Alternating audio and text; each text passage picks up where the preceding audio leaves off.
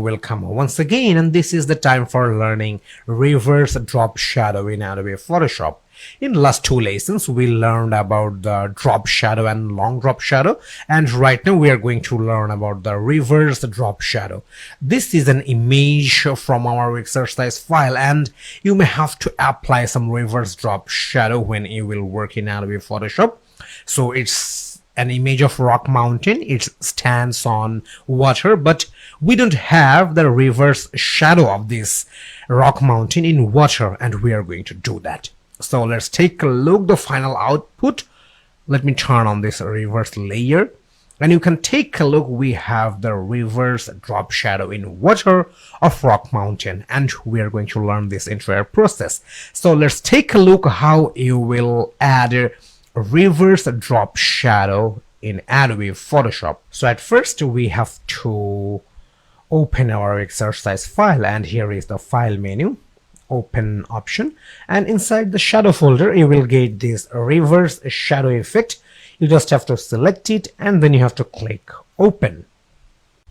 Okay, this is an image of a rock mountain, and we want to place the reverse shadow of this rock mountain inside the water. So let's start the process.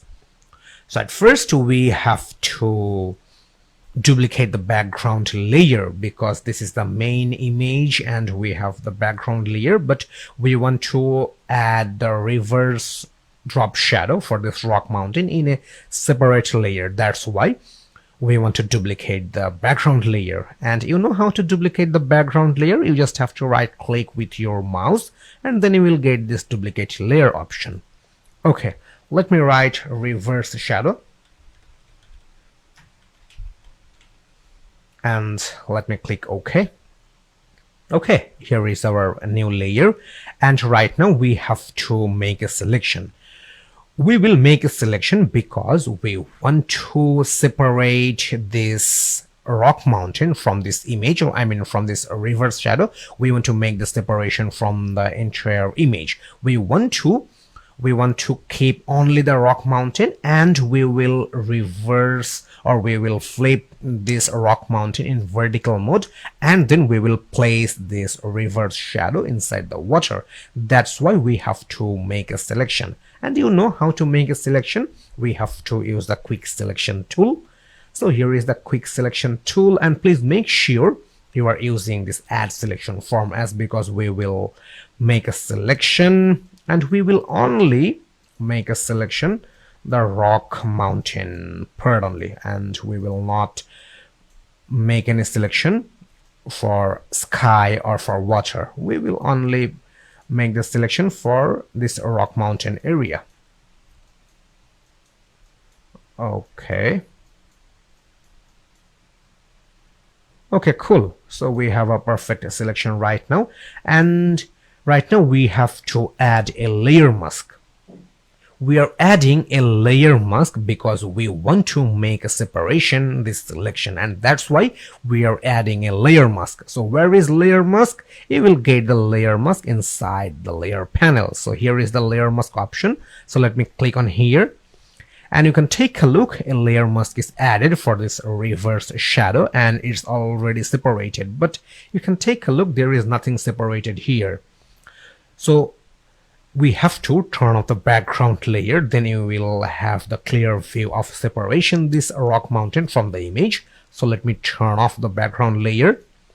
Okay, you can take a look. Right now we only have the reverse shadow layer enabled, and after adding the layer mask we separated the rock mountain from the image, and that's why we added the layer mask in this reverse shadow layer. Okay, so let me turn on the background layer, and we have the separated rock mountain still available inside this image, and therefore we have to scale it. And right now we are going to transform this reverse shadow layer into flip vertical mode, and we are going to place that separated rock mountain inside the water. So let's do that. So let's transform this reverse shadow or separated rock mountain into vertical mode, and therefore we have to go for edit menu,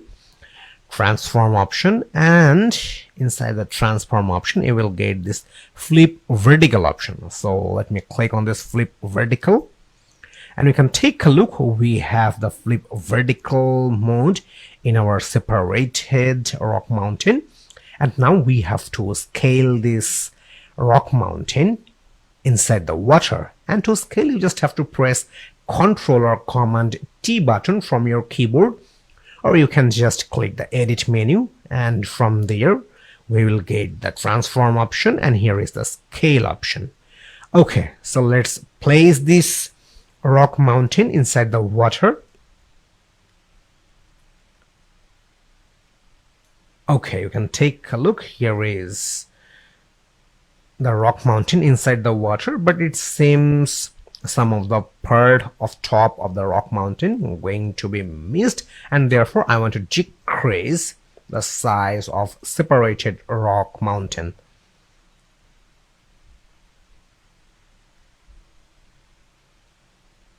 Okay, cool. Now it looks good. So you can hit the enter button from your keyboard after scaling the separated rock mountain inside the water, or you can just click on this tick mark for commit the action. Okay, right now we have the shadow inside the water, but it's really not look like a shadow.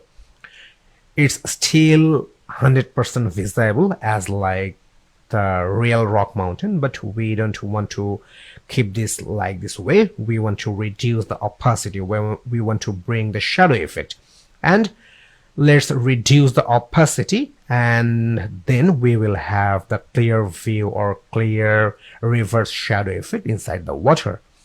And to reduce the opacity, you have to go for layer panel, and here is the opacity option. So let's reduce the opacity of a reverse shadow.